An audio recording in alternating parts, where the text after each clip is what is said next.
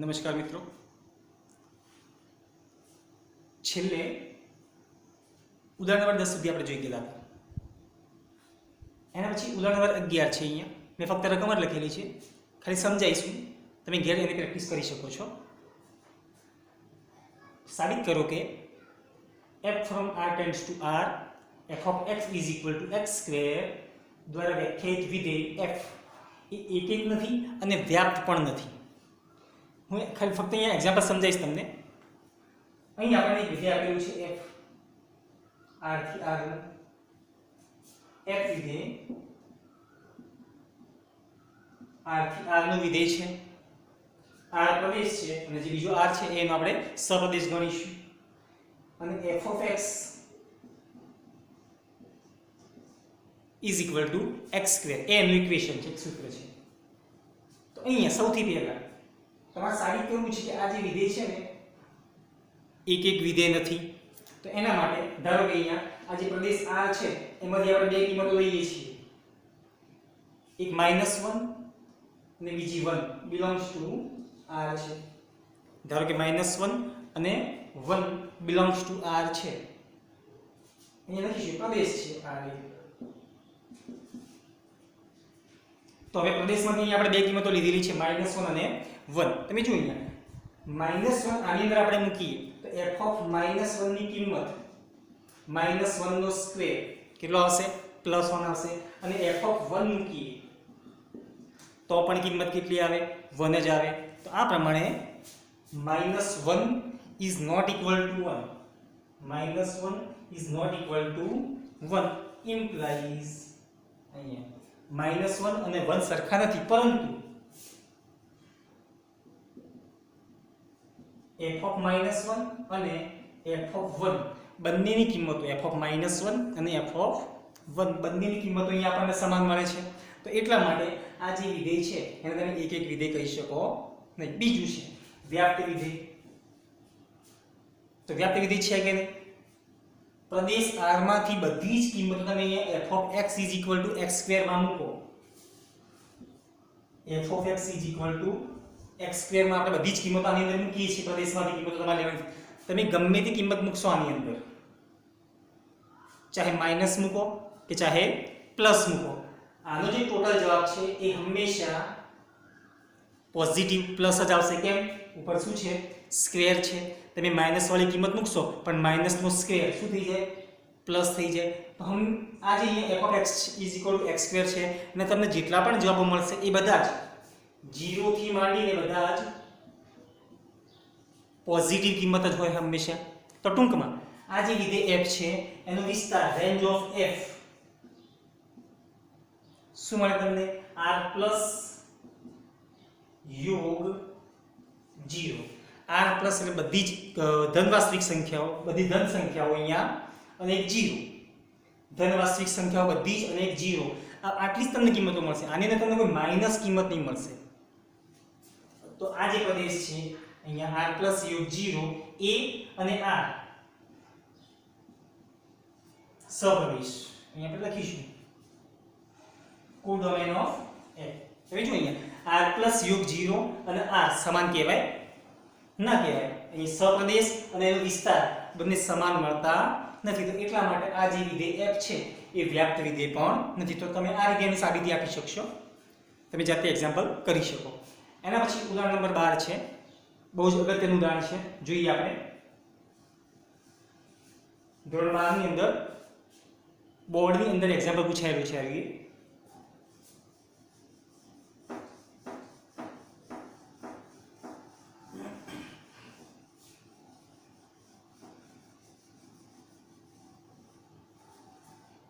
તો ઉદાહરણ નંબર 12 છે. રકમ જોઈએ સૌથી પહેલા આપણે એની. f from n tends to n, એક વિધેય f n થી n નું છે.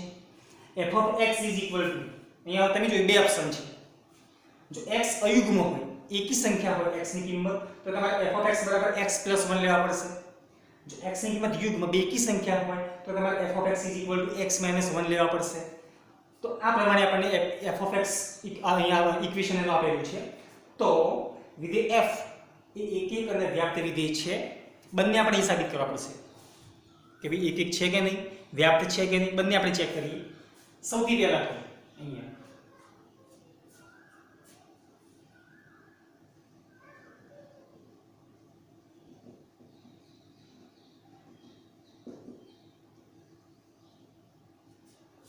એક એક વિધેય લેવું છે.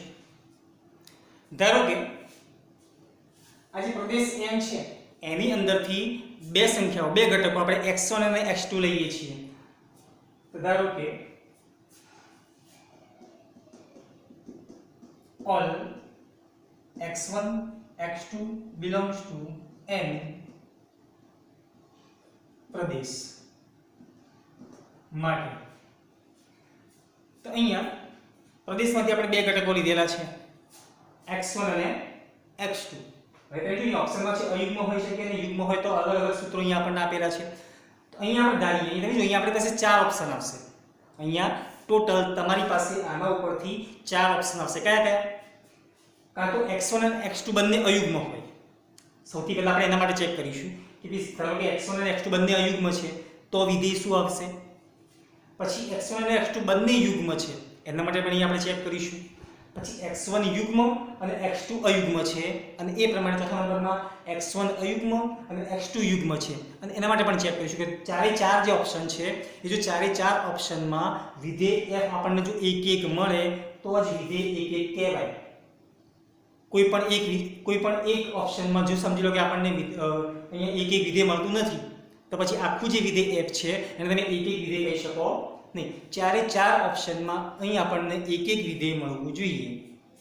તો અહીં જોઈએ પહેલો ઓપ્શન છે વિકલ્પ 1.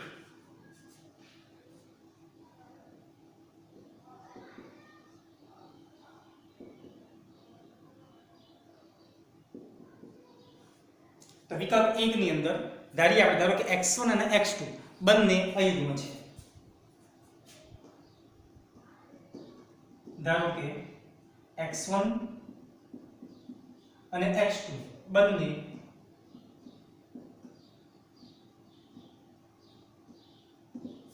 અયુગ્મ છે. તો પછી એક એક વિધેયની આપણી જે વ્યાખ્યા છે એના માટે all x1 x2 belongs to n માટે અહીંયા આપણે લખીશું f of x1 is equal to f of x2 implies x1 is equal to x2 આપણને મળે તો વિધેય f કેવું કહેવાય પછી એક એક વિધેય કહેવાય. તો અહીંયા આપણે ચેક કરીએ x1 અને x2 બંને કેવા છે અયુગ્મ છે. તો all x1 x2 belongs to n માટે f of x1 is equal to f of x2 implies. હવે f of x1 ની આપણે કિંમત લખી છે કે f of x1 ની કિંમત કેટલી. સૌથી પહેલા એના માટે તમે જુઓ અહીંયા તો કે ભાઈ તમે x1 અને x2 બંને કેવી કિંમતો લીધેલી છે અયુગ્મ છે. તો અયુગ્મ માટે તમારે f of x ની કિંમત કેટલી લેવાની છે x + 1. તો અહીંયા f of x ની કિંમત x + 1 લેવી છે પણ એમાં જો અહીંયા આપણે f of x1 મૂકીએ તો અહીંયા x1 + 1 થઈ જાય. તો અહીંયા f of x1 ની કિંમત શું આવશે x1 + 1 is equal to f of x2. x2 પણ કેવા છે અયુગ્મ છે. તો x2 માટે પણ અહીંયા આપણે જો f of x2 મૂકીશું તો અહીંયા અયુગ્મ માટે તમારે x + 1 લેવા પડશે. એના માટે x2 + 1 આવશે. અહીંયા બંને બાજુથી 1 1 ગયા. બંને બાજુથી 1 1 કેન્સલ થઈ ગયા. તો વધ્યું શું હવે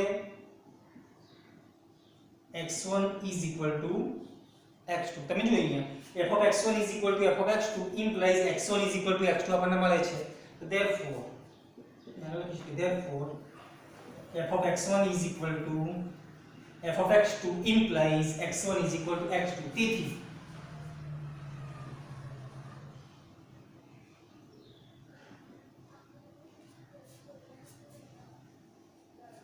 જો x1 અને x2 અયુગ્મ હોય તેથી જો x1 અને x2 અયુગ્મ હોય તો વિધેય f એ એક એક વિધેય છે.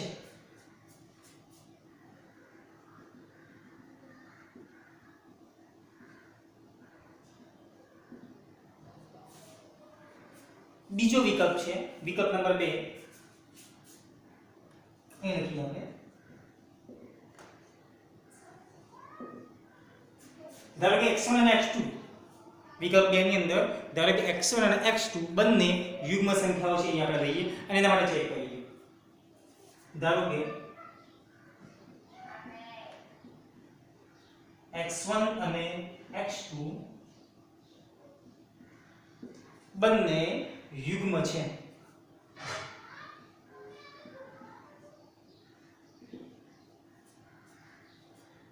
તો આની જેમ જ જે આપણે એક એક વિધેયની વ્યાખ્યા છે એ પ્રમાણે જ all x1 x2 belongs to n માટે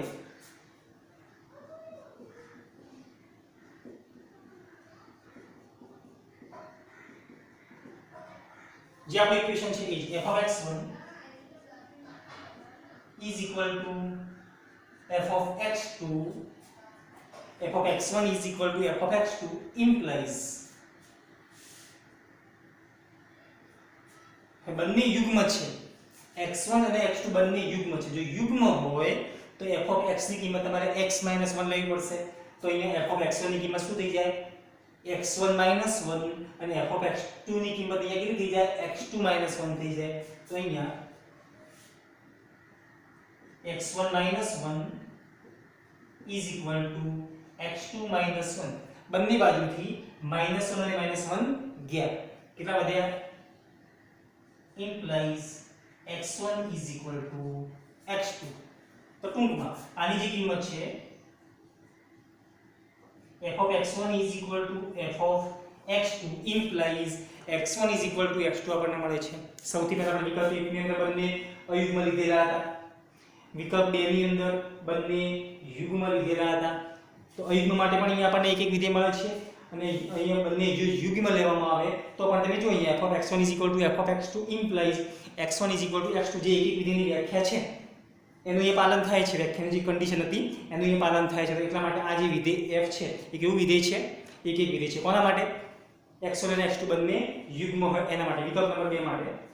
તો આમ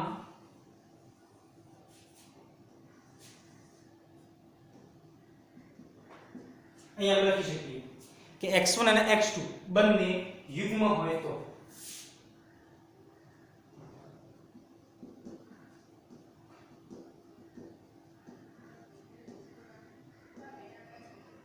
વિધેય f એ એક એક વિધેય છે.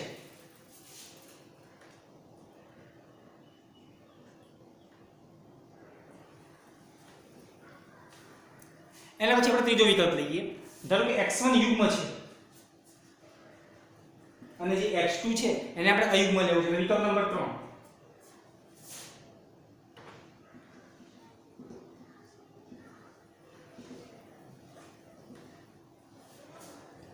તો વિકલ્પ 3 ની અંદર ધારો કે x1 અયુગ્મ લઈએ અને x2 ને યુગ્મ લઈએ.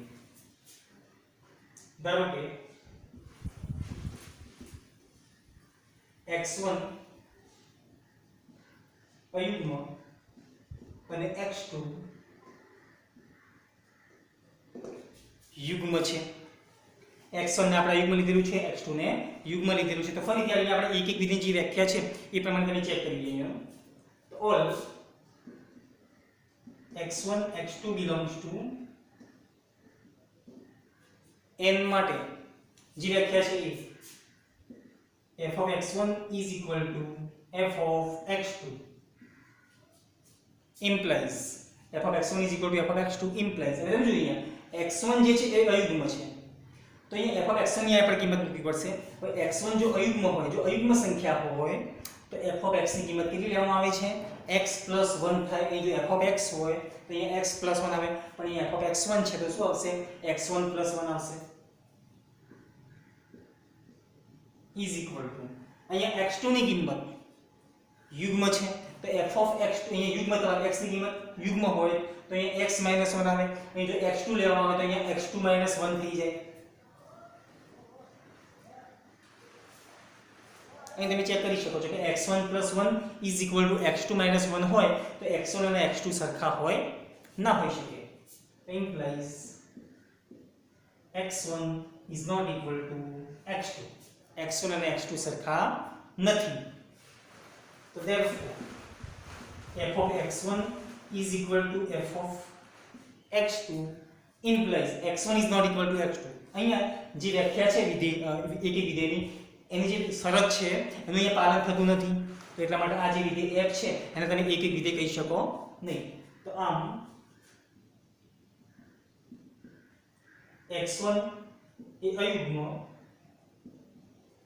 અને x2 એ યુગ્મ હોય તો વિધેય f એ એક વિધેય નથી.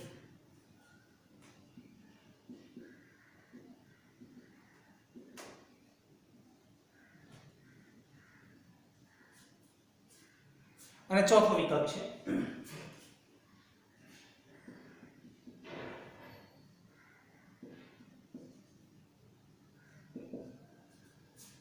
ચોથા વિકલ્પમાં અહીં આપણે x1 ને અયુગ્મ અહીંયા લીધેલા છે, એની જગ્યાએ x1 ને આપણે યુગ્મ લઈએ અને x2 ને અયુગ્મ લઈએ. તો ધારો કે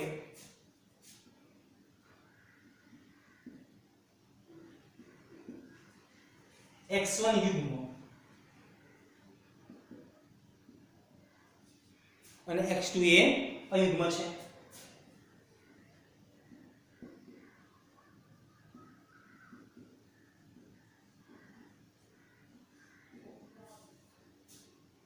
તો આપણી જે વ્યાખ્યા છે એ પ્રમાણે આપણે અનુસાર રૂપ આપીએ. all x1 x2 belongs to n માટે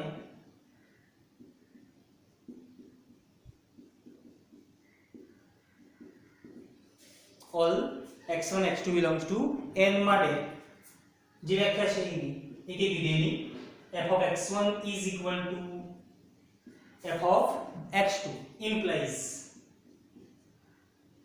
અહીં આપણે ચેક કરીએ f of x1. હવે x1 ની કિંમત કેવી છે? યુગ્મ છે. યુગ્મ હોય તો તમારે f of x ની કિંમત x - 1 લેવી પડશે. અહીં જો x1 લેવામાં આવે તો અહીંયા x1 - 1 થઈ જાય. f of x1 ની કિંમત કેટલી આવશે?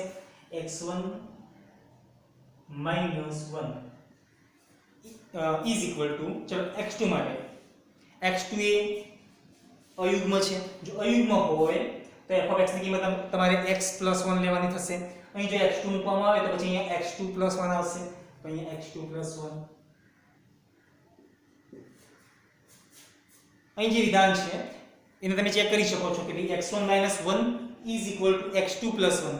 જે બંને અહીં આખું આપણને જે વિધાન આપેલું છે એના પરથી એ વસ્તુ સાબિત થાય કે ભાઈ x1 અને x2 ક્યારેય સમાન હોઈ શકે નહીં ગમે તે કિંમત માટે. તો implies x1 is not equal to x2. x1 અને x2 સમાન મળશે નહીં. અહીં આપણે આગળ લખી શકીએ છીએ therefore f of x1 is equal to f of x2 implies x1 is not equal to x2. અહીંયા જે વિધેયની વ્યાખ્યા છે એની જે શરત છે એનું અહીંયા પાલન થતું નથી. તો એટલા માટે આ જે વિધેય f છે એને તમે એક વિધેય કહી શકો નહીં. તો આમ x1 એ યુગ્મ અને x2 એ અયુગ્મ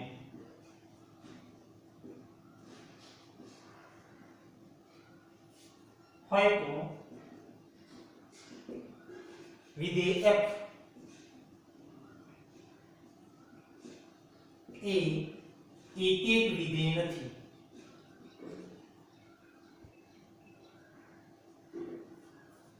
તો અહીં આપણી પાસે ચાર વિકલ્પો હતા. ચારે ચાર વિકલ્પની અંદર વિધેય f એક વિધેય આવતું હોય તો જ અહીં તમે એક વિધેય કહી શકો. તો જ આ વિધેય f છે એને એક વિધેય કહી શકાય. અહીં આપણને એવું મળતું નથી. અહીં ફક્ત વિકલ્પ 1 અને વિકલ્પ 2 જે છે એની અંદર જ આપણને એક વિધેય મળે છે. પણ વિકલ્પ 3 અને વિકલ્પ 4 ની અંદર આપણને અહીંયા એક વિધેય મળતું નથી. તો એટલા માટે આ જે વિધેય f છે એને તમે એક વિધેય કહી શકો નહીં. તો નીચે આપણે લખીશું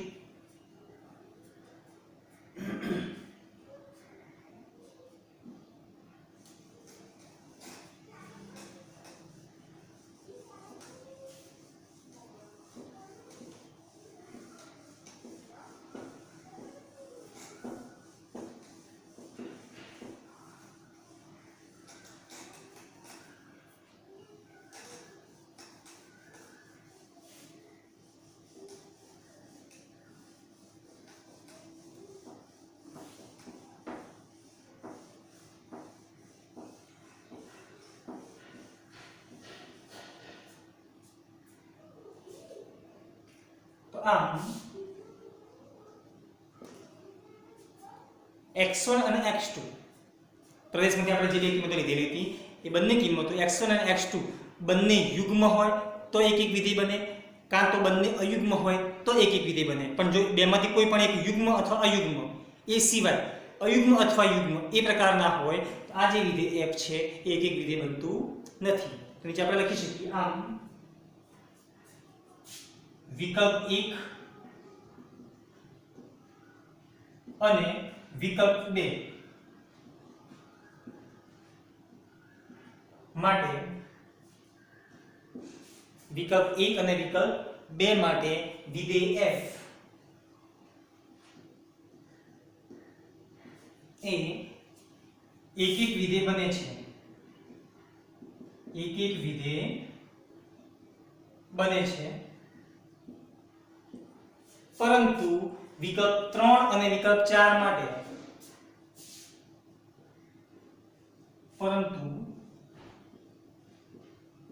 વિકલ્પ 3 અને વિકલ્પ 4 માટે વિધેય f એ એક એક વિધેય બનતું નથી.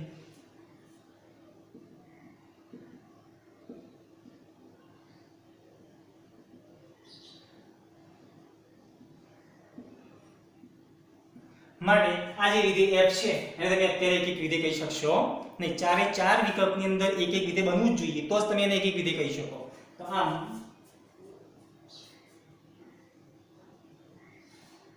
આપેલ વિધેય f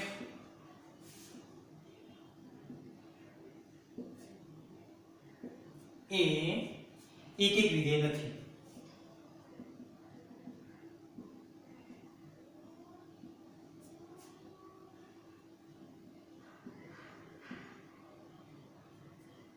તો આ પ્રમાણે એક એક વિધેયની અહીંયા સાબિતી અહીંયા આપણે આપેલી છે. હવે વ્યાપ્ત વિધેય માટે જોઈએ. સોરી, અહીંયા તમને કહેવામાં આવે છે કે વ્યાપ્ત વિધેય છે. અહીંયા આપણે ચેક કરીશું. અહીંયા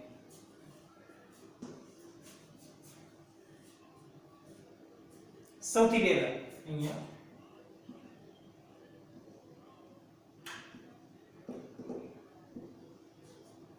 આપણે પાસે સૂત્ર છે f of x is equal to x plus 1 અને x minus 1 બે ઓપ્શન છે. એમાં x અયુગ્મ માટે x plus 1 લેવાનું છે અને x યુગ્મ હોય તો તમારે x minus 1 લેવાનું છે. અહીં આપણે લખીએ કે f of x is equal to x plus 1 કોના માટે છે? x અયુગ્મ હોય તો. અને અહીંયા બીજો એક ઓપ્શન છે આપણી પાસે x minus 1 છે તો x minus 1 કોના માટે છે? x યુગ્મ હોય તો.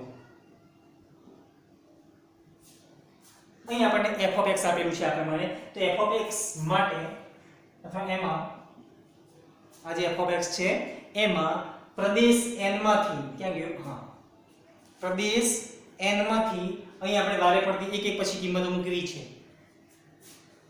પ્રદેશ n માંથી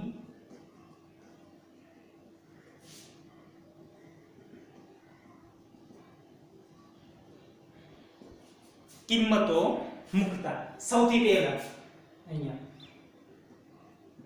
x = 1 માટે x બરાબર આપણે કેટલા લેવા છે? 1 લેવા છે. હવે 1 એ કેવી સંખ્યા છે? અહીંયા એને આપણે અયુગ્મ સંખ્યામાં ગણીશું. અયુગ્મ સંખ્યા છે અહીંયા તો અહીંયા આખા x ની કિંમત તમારે કેટલી લેવાની હોય? x પ્લસ લેવાની હોય. x = 1 માટે f of x = x plus 1 = 1 plus 1 = કેટલા આવશે? પછી 2 આવશે. x = 2 માટે હવે 2 એ યુગ્મ સંખ્યા છે. બે કેવી સંખ્યા છે? યુગ્મ. તો તમારે f of x ની કિંમત કેટલી લેવી પડશે? પછી x - 1 લેવી પડશે. તો અહીંયા આપણે f of x = x - 1 f ની અહીંયા x ની કિંમત અહીંયા આપણે 2 મૂકીએ તો 2 - 1 એટલે કેટલા થઈ ગયા? પછી 1 આવશે. પછી x = 3 માટે x = 3 માટે તો 3 અયુગ્મ સંખ્યા છે તો પછી તમારે x + 1 લેવા પડશે. તો f of x = x + 1 = 3 + 1 કેટલા આવશે? 4 આવશે. હજુ એક લઈએ x = 4 માટે 4 એ યુગ્મ સંખ્યા છે તો અહીં આપણે x - 1 લઈશું f(x) ની કિંમત તો f(x) = x - 1 x ની કિંમત અહીં આપણે 4 મૂકીએ તો 4 - 1 3 આવશે આ પ્રમાણે બધી કિંમતો ચાલુ રહેશે તો અહીં તમે જોઈ શકો છો તમને અહીંયા જે જવાબ મળશે એ તમે જુઓ અંદર 1 છે 2 છે 3 છે 4 છે પછી 5 આવશે અહીંયા ઉપર 6 આવશે 7 8 આ પ્રમાણે 1 થી માંડીને અનંત સુધી આપણને અહીંયા ગણ મળશે તો અહીં આપણે લખી શકીએ આમ વિધેય f નો વિસ્તાર range of f is equal to કેટલા હશે તમે જોઈ લો 1 2 3 4 ક્યાં સુધી અપ ટુ ઇન્ફિનિટી પણ આ જે આપણું જે ગણ છે તમે શું કહી શકો છો n ગણી તો તમારો સપ્રદેશ છે તો is equal to n codomain of f અથવા સપ્રદેશ તો વિધેયનો વિસ્તાર અને સપ્રદેશ બંને તમે જુઓ કેવા છે ઇક્વલ છે સમાન છે તો આ જે વિધેય f છે તમે શું કહી શકો વ્યાપ્ત વિધેય કહી શકો તો આમ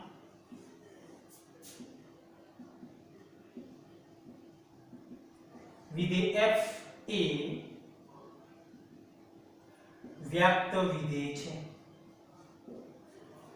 તો આ પ્રમાણે આપણે સાબિતી આપી શકાય અહીં આપણે સાબિતી આપી છે એમાં વિધેય f છે એ એક વિધેય નથી અહીં આપણે સાબિત કર્યું તો આગળ આ વિધેય f એક નથી પણ કેવું વિધેય છે ફક્ત વ્યાપ્ત વિધેય છે આના પછીનું જે એક્ઝામ્પલ છે એ આના પછીના લેક્ચરમાં આપણે જોઈશું થેન્ક યુ આભાર